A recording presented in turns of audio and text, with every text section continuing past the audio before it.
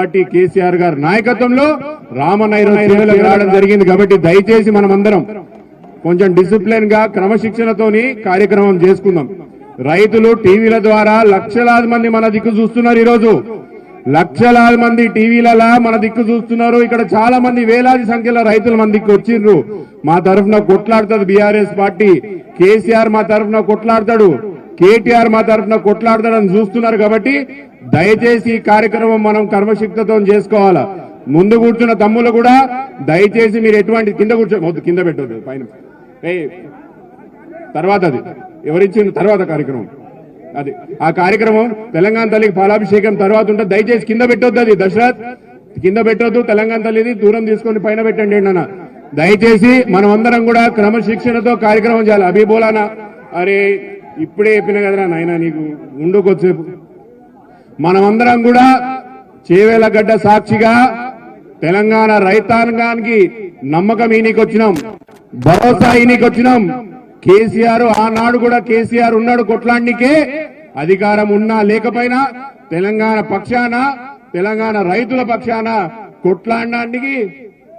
కొట్లాడడానికి ఈరోజు కేసీఆర్ ఉన్నాడు రైతాంగం తరఫున చెప్పడానికి ఈరోజు చేవేల సభకు వచ్చినాం. సోదరి సోదరులారా, ఈ గత 8 నెలల కాంగ్రెస్ పార్టీ ప్రభుత్వంలో రైతాంగం, వ్యవసాయం, రైతులు ఎంత మోసపోయినరో, ఎంత దగాబడ్డారని నేను చెప్పవసరం లేదు. ఊర్ల నుంచి వచ్చిన మీ అందరికీ బాగా తెలుసు.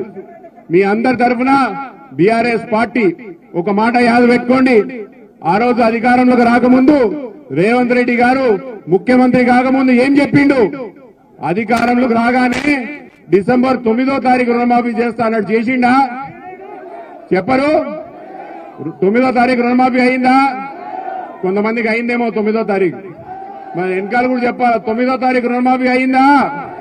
డిసెంబర్ 9వ తారీఖు రుణమాఫీ కాంగ్రెస్ పార్టీ చేసిందా? మొదటి మోసం. మాకు 100 రోజులు ఇవ్వండి, పుట్టగాన పిల్లేండి నడుస్తుందా? మాకు 100 రోజులు టైం ఇవ్వండి, 6 రుణమాఫీలు చేస్తాం, ఏకదాటిగా 2 లక్షల వరకు రుణమాఫీ కూడా చేస్తామన్నారు 100 రోజుల్లో. కాంగ్రెస్ పార్టీ అధికారంలోకి వచ్చిన తర్వాత 100 రోజుల రుణమాఫీ చేసిందా అని అడుగుతున్నా. చేసిందా?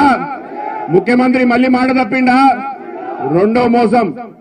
ఎన్నికలప్పుడు అసెంబ్లీ ఎన్నికలు అయిపోయినాయి, పార్లమెంట్ ఎన్నికల సమయంలో జనాలు ఓట్లు వేయరు, కాంగ్రెస్ పార్టీ మోసం దొరికింది, జనాలు మమ్మల్ని నమ్ముతలేరని ముఖ్యమంత్రి ఊర్లో ఉన్న దేవులన్నిటి మీద ఒట్లు తిన్నాడు. ఒక్కసారి తెలంగాణ తల్లికి పాలాభిషేకం చేస్తున్న అందరూ జై తెలంగాణ, జై తెలంగాణ.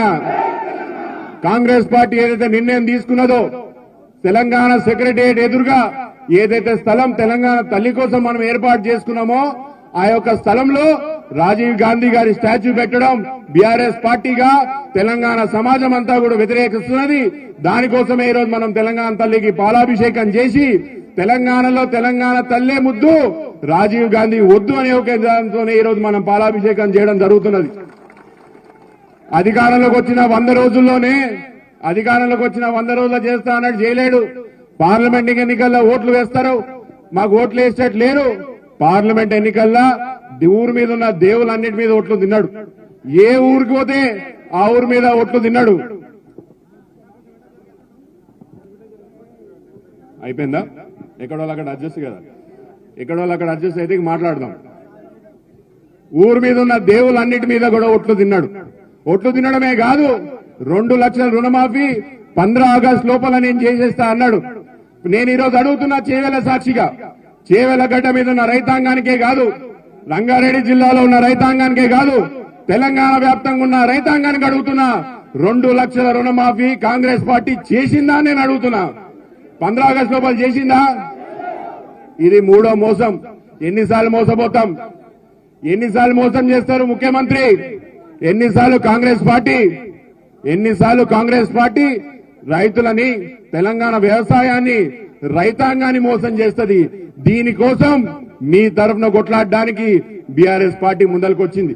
మీ తరఫున కొట్లాడడానికి రాష్ట్ర వ్యాప్తంగా నిరసన కార్యక్రమాలు చేపట్టడమే కాకుండా రామన్న ఈ రోజు చేవేల గడ్డకొచ్చి ఖబర్దార్ కాంగ్రెస్ పార్టీ మా తెలంగాణ వ్యవసాయాలనే గాని రైతులనే గాని తక్కువ అంచనా వేస్తే మీ యొక్క అంతు చూస్తామని చెప్పడానికి ఈరోజు చేవెళ్లగడ్డకు వచ్చిండ్రు కాబట్టి మనమందరం ఈ సభ విజయవంతం చేసుకోవాలా.